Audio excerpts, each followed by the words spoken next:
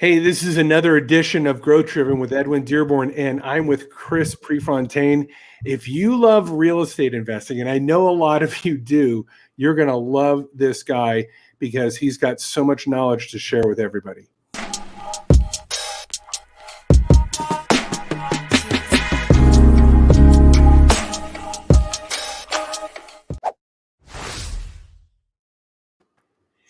Hey, this is another edition of Growth Driven, where we try to bring to you the experts on subjects of business and real estate and marketing and all that stuff. And I'm here with Chris Prefontaine from Rhode Island, from Wicked Smart. I love your accent, by the way. I could cast you in a movie. So anyways, Chris, thanks for joining us. Yeah, you bet. Thanks for having me, buddy. I appreciate it. Good to connect with you again. Yeah, you too. So I was on your show, I don't know, maybe about 3 or 4 weeks ago. Yeah, maybe a little longer. And so thank you for that opportunity. And then, of course, wanted to reverse the flow here. I've gone to your website. I've got the link below. The link will be in the YouTube video. The link will also be in all the podcasts. We push this out on social and email. And I'll feature it here throughout the show like this way. Scroll it. How'd you get in real estate? Like, what got you specifically involved in real estate? Well, okay, so I'm going to do my best to encapsulate it. As you know, I've been at this 30 years in about a month. So it's going to be 30 years. So back in 91-ish, there was a gentleman that kind of hung out with my dad. My dad was not in real estate, but he did kind of some side deals. And so he hung around some guys, and through a friend of a friend, I did my first deal. I did it by him asking me to partner on it. I just witnessed him doing real estate on the side for a long time, even though I grew up in a welding business, but he always flipped land and he developed land, and I was around it. And so that's when it started, 1991. That's great. Now, do you find that that's kind of like a typical story where people are doing real estate as a side hustle and then they eventually gravitate it full time, or do people just jump in at full time? Yeah, good question. Most of our students, if I take that as kind of like the microcosm of society to your question, most of them are part-time. Most of them come from either corporate or some other frustrating job, but don't have the wherewithal to leave it yet. Many of those, to go further niching that down, say, all right, give me a plan here in the next year, 2, 3, 4, so I can go full-time. I think in 2020, we brought 10 or 12 people full-time. In 21, not sure the number, but every year we do about a dozen people where they move through our community and go, I want this full time. Now, let me just say a caveat here. If they love their job, I had an engineer friend who's in our community. If he loves his job, he's making 6 figures plus and doesn't want to leave all the bennies around that, but says, hey, show me how to do your type of deals, Chris, because they're lucrative. And I'll do 4, 5, 6 of those a year. I'm happy as a clam. Okay, that's cool too. Yeah. Okay. So you've got different players at different levels for different reasons. But I think there's probably a lot of people that, like you said, they're at their frustrating job. Yeah. And they're looking for an exit strategy. And real estate obviously has been a pathway for so many. And that's kind of like your essence of your coaching. Yeah, because look, with COVID especially, a lot of people said, and high income earners said to us, I'm done. Like Brian in Chicago said, I fly every other week. He sold elevators of all things. He had no real estate experience. He came in and crushed it in 17 months. I think he went full time in 9 months, but he amassed, we'll talk about our 3 paydays, but he amassed what we call the 3 paydays in one deal. We've trademarked that. He amassed 760 grand in 3 paydays in 17 months. So, he said, bye-bye. He's home with his son. He doesn't travel unless it's for vacation and he wants to, so that's life changing. And that's sort of our purpose, Ed. I know you probably saw that in the site. Our stated purpose is to empower individuals and families to live the life of the dreams and create the life of the dreams. Well, that's pretty cool. That's what he's doing. I love that. Such a great purpose too. Thank you for that. Okay, so you find these people that want to leave their frustrating jobs. When you coach them, kind of like, you don't have to go into the whole coaching program, but kind of give me an outline of like, how do they begin? What are some of the steps in the transition? And then how do they move into that full-time gig? Yeah, perfect. So sort of the flow, and it's for good reason. I want the listeners to hear this. I'm big on free. I'm not so naive to think that we have the only niche in real estate. There's all kinds of offshoots in real estate. Now, I'm biased to our niche, right? I created it after the crash, but I understand that's not reality for the world to say, yep, that's where I'm going and everybody's going to do it. Yep. So we have a free ebook. We have free master's class, online. You can do it. We have free YouTube, hundreds of deals on YouTube. So that's all free for a reason. It's for you to say, hey, I want to know if this is going to be kind of fit my lifestyle and kind of my goals. Great. If it is, to your question, there's then an academy that they link into. The academy is forever changing. You got to be that way in real estate or you're going to put someone in a bad position. And then after the academy, they can say, hey, I got it. I'm going to do this on my own. Or, hey, I want to do it more aggressively. I want you on my shoulder. And we have different programs to work interactively with us, like literally calling sellers and buyers with them, working the deal with them, the whole bit. Either way is fine. Some people take the academy or go in the academy and I never see them again. They're doing deals. Others want to go faster or more aggressive or want to be kind of with us on right now. So those are different paths. Great. So you get different tiers from all the way from free to do a course and go out, do it yourself, or have you as their mentor, right, to kind of Sherpa them through those deals. Right. Okay, right. Great. All right. So now you talked earlier, just a few moments ago, your niche that you carved out. What's the niche that you carved out and why do you love that niche? So I call it the terms business, but people know it as creative real estate. We took creative real estate and said, well, let's niche it even more. And I call it the terms business. Here's what it means to us. It means we only buy one of three ways, which I'll get to in a minute.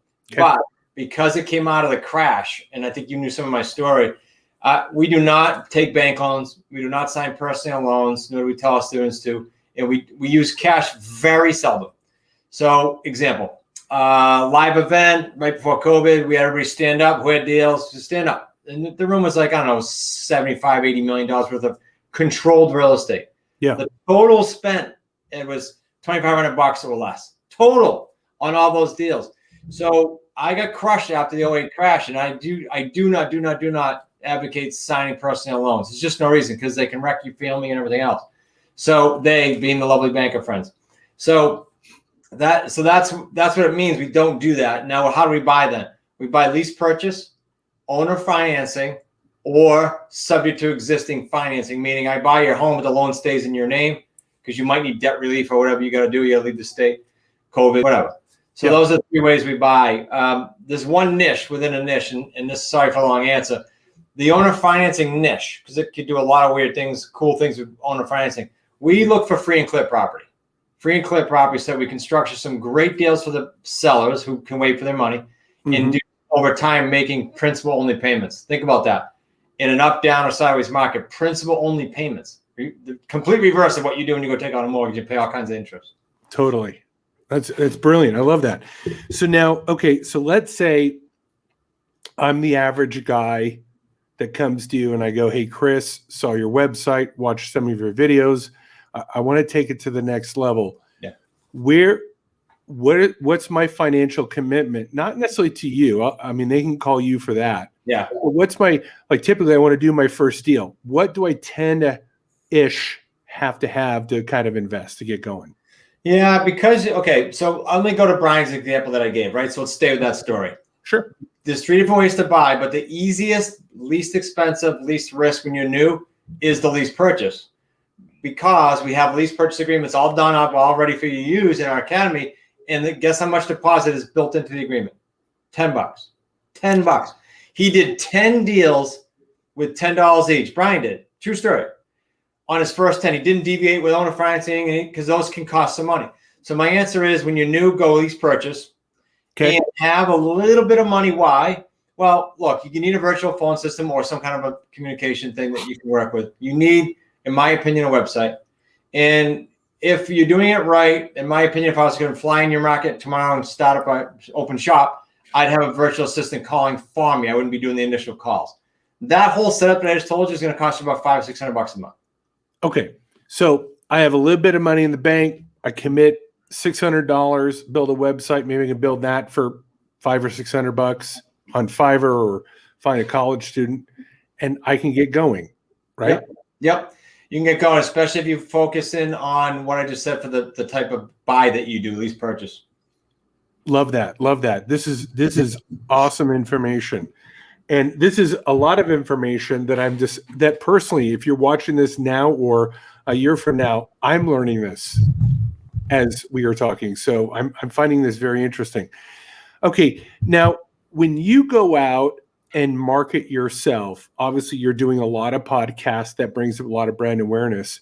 But let's say I get going, as an investor, any investor, how does one go out and start finding those deals? Yeah. So we have lead sources. One is called My Plus Leads. Everything I say is free on our site for you to go look at. But one of them is called My Plus, and they will spit out to the investor, me, you, anyone, every single day, any expired listings, meaning they didn't sell with a realtor, for sale by owner listings that came on. And we like for rent by owner too, because especially during COVID, but they're always good because you might get some tired landlords in there. It's an actual list called tired landlords. So, and then you can, and if it's not that, you can call them and just say, look, I know you're renting it, but didn't know if you ever wanted to sell it. It's just not a complicated script. So they would have that for the lead flow, and then they would decide if they're going to do the first calls or they're going to have a virtual assistant. When I first started, again, no money, kind of beat up from the crash, no credit or nothing. I did do the calls at first. And then as soon as I could afford it, I got a virtual assistant, and he's now been with me since 2013. He's still here doing calls for students too. That's awesome. Okay, so you've obviously developed a successful system, which you crafted from, the crash. You rose like the phoenix, built a system, and now you're teaching others how to do it. What for you is the greatest gratification of achieving that purpose, showing others what you've learned? As far as the coaching end, until you coach, and you know this, but for everyone, until you coach, it's very hard to articulate, or maybe even if I can articulate, if you don't understand why it's so cool. But here's my thinking on it. To take someone, there's two reasons. To take someone from, Brian's a good example, zero experience except for his own house, which he felt he really got screwed over on and left a lot of money on the table. Taking that person and teaching the skill sets that long past our relationship he'll have forever, like changing generationally his family, literally teaching his son and his mom understands it and goes to different. That's, to me, extremely through the roof satisfying. Now, the second thing is, this holds true to this day, and I've been doing this 30 years. When you coach, you got to be at your best. Like COVID happens, what are we doing to twist? What are we doing to change? We're doing the sharpen the saw so we could tell the students and not lead them astray. So you have to constantly hone your craft and sharpen your saw if you're a coach. Unless you don't care for the people, you wouldn't have many clients. So those are two reasons I love coaching. I almost, Ed, I don't know if I've said this a lot on podcasts, in 2000, roughly 11 or 12, I almost went a different route. I didn't, coaching was like a maybe, even though I've done it in the past with different niche. And multifamily was going to be something I wanted to sink my teeth into. I got a call from someone at the Navy Yard here. We have a war college here. And he said, look, I heard about you. And I'm going to go back to civilian life. I've had 3 tours to Afghanistan. I'm tired of it. Young kid. He said, will you teach me? I charged him some penny amount, and he came to my office every day for a few weeks before he went back to, I think it was Oregon. And we taught him how to do this. And then word of mouth, it grew, and now we're, all over North America. But that's how it started. It's because it was so cool to experience watching him go from, hey, I just did 3 tours. I'm like afraid now. I'm done, to teach me how to do real estate. That was really neat. Long answer. Sorry. No, I love the answer. And I love that you gave back to the veteran. I think that's a key thing, is like you get veterans that come back, and if they don't find another big purpose or big game to play, that PTSD can really take over their lives. Yeah, I'm huge on this. I was not a vet. I'm not a vet, rather. But my energy I've been giving for years to different charities. And then I had Sergeant Shiloh Harris speak at our QLS live event back in, I think it was 18 or 19. What a story. Google him. And he co-authored an ebook with my son after that, because my son had a head injury and was in a coma. The two of them, the stories are just crazy. In fact, at the end, remind me, maybe we'll figure out a way to get the link for that. That's just an ebook. Yeah, that's awesome. Well, I'm very much, my father was in Korea, 3 Purple Hearts, was in Vietnam. Awesome.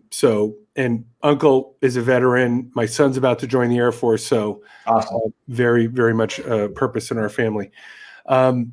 So I really like the fact, and I'm just going to recap here, generational wealth. I think teaching our kids how to escape that 9-to-5 rat race is so critical. So I love that.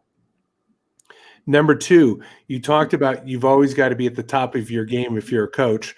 So that forces you to always evaluate self and reiterate your skills and always bring your A game. Really does. Yeah, I agree. And then third, what was the third thing I wanted to recap? You had another On the coaching side? Yeah, on the coaching side. Generational wealth. Well, just seeing people go from 0 to 100, right? Or 0 to however many deals, because our purpose in the company is to do this, that, help them create the life of their dreams. Well, that means different for different people. So I love being part of that. It's very healthy, very good energy. Yeah, I agree. And do you have an exit strategy for yourself, or is this something you see yourself doing for the rest of your life? Good question. I tell the students openly, because I work with a higher level personally, and the second a deal becomes boring, you won't see me. But the fact is, they're never the same deal, right?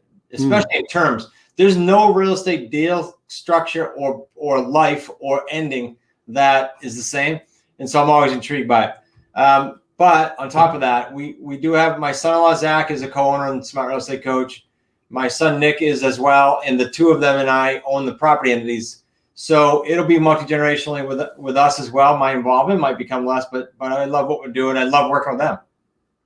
That's great. Okay, so you probably get this question asked a lot, and I'm going to ask it. Do I need a real estate license? No. Okay, great. No. Does it help if I have a real estate license? That's a good question. Not that the other one was bad, but people say, I'm sure you get the first one all the time. Yeah. Well, let me address that, because there's realtors and other people that will question that. Look, if I want to sell and Aaron wants to sell his house today, he could put it on the market and sell it as a for sale by owner. I don't care where you are. Well, that means if I have equitable interest in a property, I'm selling it for sale by owner. Now, there are wholesalers and other regulations around that stuff that I don't do, because it doesn't give you equitable interest. So when you have equitable interest, ownership or equitable interest, you can sell it. Okay, that's the short answer. But I'm not a licensing authority. It's just what I've been doing for 30 years. The second piece was, again, it doesn't help. Well, I was a realtor for 18 years. I didn't say that. So I will tell you, if I knew how to do this when I was a realtor, and we did 100 homes a year, it wasn't like I was tinkering with it, right? We built a good team. Yep. And if I knew how to do this, and there were so many sellers and buyers that I could have helped in hindsight. But despite I was a realtor for 18 years, I didn't know how to do this. I knew of owner financing. Yeah, maybe. I knew of a lease. Oh, yeah, maybe. But I didn't know what we teach now. I just didn't. So, yes, if you're already one and you want to tack on a profit center, you are going to magnify your income with very little overhead added, because to your point earlier, when you said how much does it cost, you probably already have all that stuff. Yeah. I'm just going to teach you how to talk to a seller that you normally would throw away, or a buyer that doesn't qualify now because the banking criteria, even though we have good rates, is way too high for people to get financing. Those are the people we help. And if you can do that, you are not only going to be more profitable, that's a side note. You're also going to be the authority in your marketplace, because no realtor is going to touch you if you know how to do this and you walk in the door. And you're going to be morally and ethically pleasing them as well as financially, because if I walk in your house and I say, all right, let's go over your scenario, because I want to see what's best for you. It's going to either be conventional sale where I sell it for you and you pay me a commission, or if it doesn't fit, I may buy it, in which case you don't pay me a commission. So let's look at your whole scenario. And you can honestly do that versus, I can't take this listing, it's over leveraged, or, I can't take it because they don't want to pay me a commission. Nope, you can look at the whole scenario. So again, long answer, but they can be very beneficial if they open their eyes to that. Okay, great. So if you're watching this and you're a realtor, this is just some more armament to add into your repertoire of generating more income. But if you don't have a license, you don't have to have that either.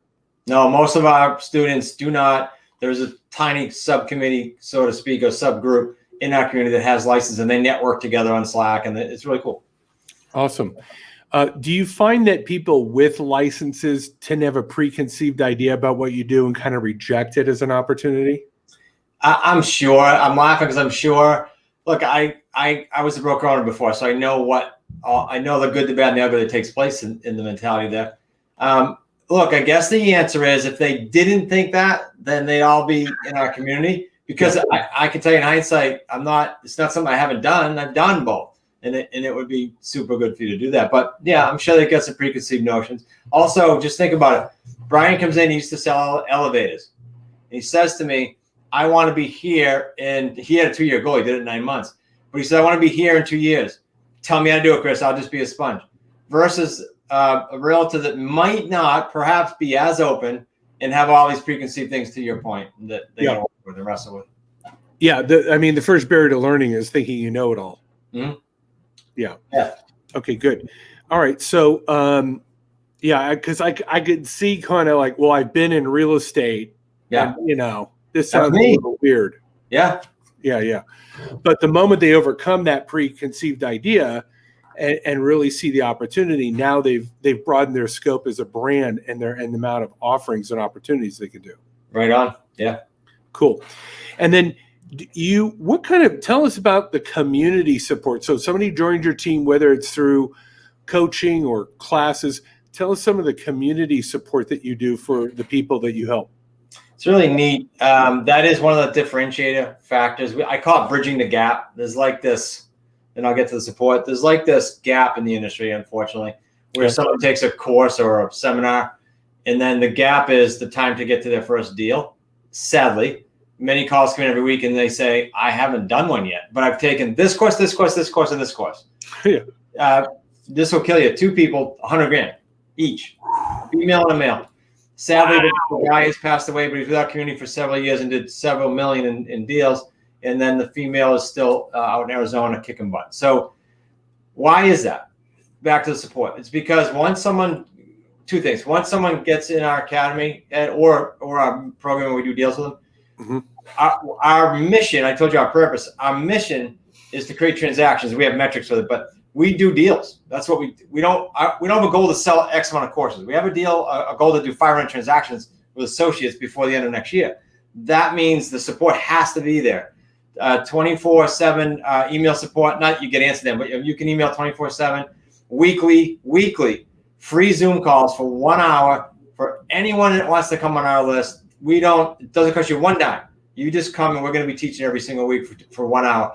All these things to support so they don't feel alone. And then if they decide to be in the community where kind of they're more serious and they're doing deals, they're more committed, that's a private community on Slack, and they are just like family. I mean, they literally, before your interview, I was with one of the 3 groups we have, and it's the highest level group, and there was 18 of us on, and they're like family. And their only thought at the end of it is, this I can't thank you guys enough. This is family.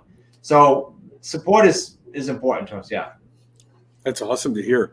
And I agree with you. I think that's in so many industries, you need the support to become competent. But even if you're competent at something, you just feel you need to belong. We're a social being involved in having just backup or having somebody validate your idea because maybe you thought you were crazy and they went, no, you're not crazy. You're like, okay, I just needed to hear that from somebody. Yeah. Or answer a question. I think that's so important about what you offer and what great organizations do. Moving forward, now that COVID, I hate to say it's over, but I know it's like, it's one day it seems to be better and then not, and then the predictions. Going forward, let's say in the next year and a half, what are some of the challenges that people are going to have to overcome and how are you helping them? Yeah. The biggest challenge now is not a bad challenge, but it is the biggest challenge. And that is the market's still hot in a lot of pockets. And so that doesn't mean there's no business. We're still doing the same amount of deals. It means we're talking to a lot more people to do those deals. So how we're overcoming it, we're helping them understand that that's normal and that all of this upfront work that's being done, some of the associates have been through enough cycles to know this. All this upfront work that's being done, when things just slow down a touch in these pockets, and it's already started a little bit, they get an onslaught. They get more buyers and sellers calling them. I'm getting it even this week for feedback in the community. But just showing them that we've done this. Here's what's going to happen. Expect it. It's not a surprise. So you maybe spoke to 40 sellers before to get it in the door and get a contract. It might take you 60, and I'm using a rough metric. So we just tell them that. So it's predictable. Yeah, in business you got to know your numbers. Yeah. So otherwise you're not going after 20 calls going, what, am I doing something wrong? You're like, no. Right. You're a third of the way there. Right. You're 40 calls away from a yes. Yeah. Yeah. Okay. And do you, when they come on board, do you find that that's kind of like something you have to acclimate them to, like those numbers and the estimation of effort, and really kind of going, if you're going to do this, just here's the beast and here's how it works? Yeah, because we're from New England and we're pretty blunt, and that's one of our values, out of our core values. When they join us, there's a video they watch, and I basically go through with my son-in-law Zach 7 or 8 things. One of them is their expectation of time, because there's too many people in the late night commercial saying this is a get rich quick. No, it's not. Mine's not a get rich quick. It's a build wealth forever. So we tell them that. We tell them commit for at least 3 years, or this isn't for you. We set all the expectations, then we teach them the metrics and teach them all that you just said. Yeah. Awesome. And so I'm always I'm in marketing. So I'm always looking at like audience types. This is just my own curiosity. Yeah. Is there a particular type of individual that comes either from a certain industry or a certain background? Is there any commonalities that you find in these people? For students, on the student side? Somewhat. I'll tell you what I'm seeing after several years.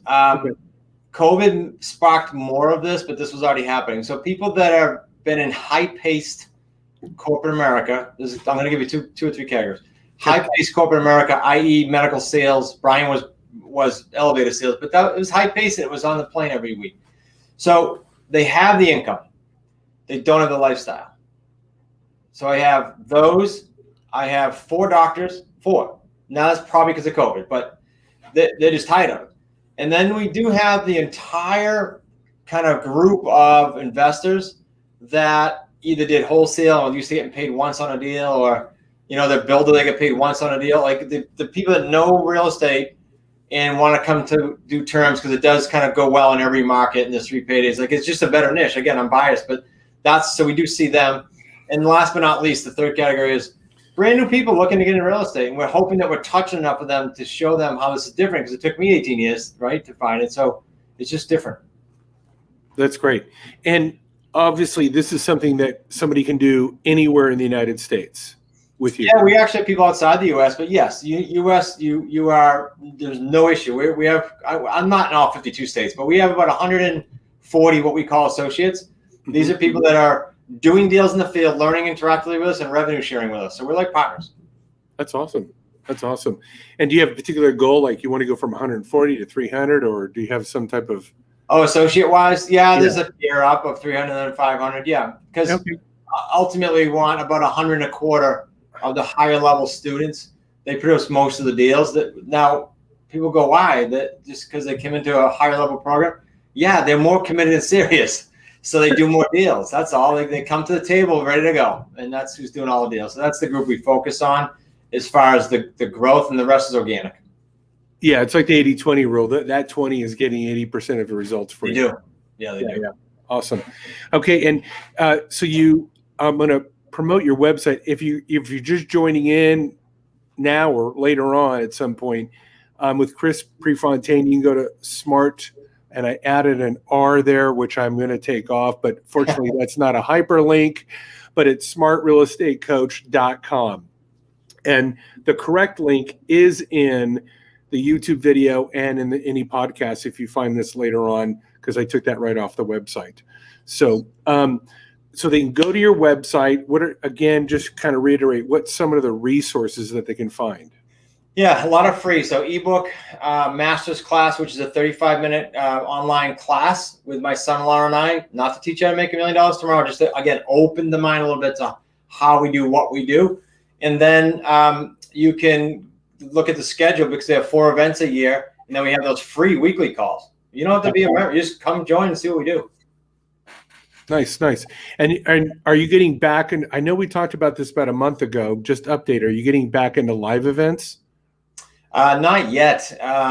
We hope that the largest we do for a year, the largest one we do is in the fall. So this was already booked.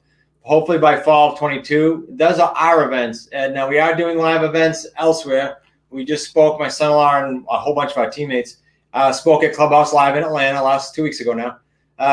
Zach's flying to Hawaii in October with the Anderson Law Group, doing a big event. So there are events we're flying into. Our events right now are virtual, except for the hopefully by the end of 22.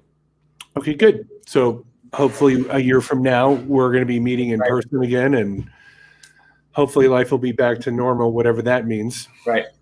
At that point. Great. Okay. So if you were to meet somebody over a cup of coffee and you had 3 or 4 or 5 minutes to kind of tell them 3 important things about what you do and why they should work with you, kind of tell me what those 3 or 4 things are. Sure. One is, and this is a good question. You phrase it different than anyone else has. One is, I don't care what real estate, frankly, what business. One is that we're going to provide 30 plus years of experience, and then a community of people doing deals. Okay. So with number one, what are you going to do? Go model. You got the whole community holding your hand. Just go model. Secondly, the importance of that 30 years is not to be underestimated. Here's why, or understated. In real estate, let's just take post-COVID, but post-crash, certainly, the market changes too fast. And if you're talking to someone that's only had a nice little up market, you're setting yourself up for failure. They've never done it. And you're going to be pivoting and looking for it. So that is just enormous. Now, I didn't like all the bumps I took, but the fact is you don't have to take them now, or a lot of them, because I've been through them. So that's 2. I don't want to candy coat a third. I'm sure there's a whole bunch more, but those are the 2 reasons. Oh, there's a third. The third is results, right? We do deals. This isn't, we love to sell courses and we know how to talk. I'm from New England. We probably talk the worst out of anyone you're going to hear from a sales pitch. I want to do deals. And if you're into doing deals and creating 3 paydays on all these deals instead of 1, there's your third reason. Love it. Doing deals, you're battle tested. You've got the scars from the real estate. So they're going to get real coaching, not a bunch of fluff and foo-foo and inspirational talks, but just hardcore, pragmatic. This is what you do. And then you've got that community of experience that's going to support you. And what I really liked, what I think you've said a lot of times here, or at least a good amount of times, you do deals. And I think that's what it really comes down to. Are we generating the deals that generate the revenue? Otherwise, why are we doing this? Right. If we didn't, we're just being a marketer only. Remember, you know all too well. You need both. Yeah, I'm in that circle. There's a lot of I tell people there's a lot of people out there selling voodoo, and they don't do the do. They just sell voodoo. Yeah, there's a guy, and I won't say his name, but there's a guy. I literally had this conversation this year, 2021. Yeah, with a gentleman who's in my space, sort of. He's in creative real estate. And he said to me, I don't coach like you do. I don't care what happens after the sale. I market. And he does twice the business I do, but he does it all with a product that then he doesn't know what happens to the people. It's just mind-boggling. Yeah. I mean, look, everybody's got their own way of engaging the marketplace. That is not my way, the way he's doing it. I think this is why we've connected, because philosophically in business, I think we parallel in a lot of ways. Right. Chris, I really want to thank you for being on the show. I know your time is highly valuable. You're engaging a lot of people. And guys, if you're at some point, you're going to find this video. I'm going to be emailing it out, sharing it on social media, etc. Just reach out to Chris. He's got so many free resources. Even if you're just skeptical and a dabbler and you just want to kind of get your little toe in, I've been to his website, great resources. I've seen the success stories. This is a gentleman that will close deals with you. So hopefully you contact him and work with them. Chris, once again, I just thank you so much for battling through those 30 years and then really having the purpose to build a community and serve them. I think that's what leadership is about. We need more of that in this country. Appreciate it, buddy. Good to see you again. Yeah. All right. Bye-bye.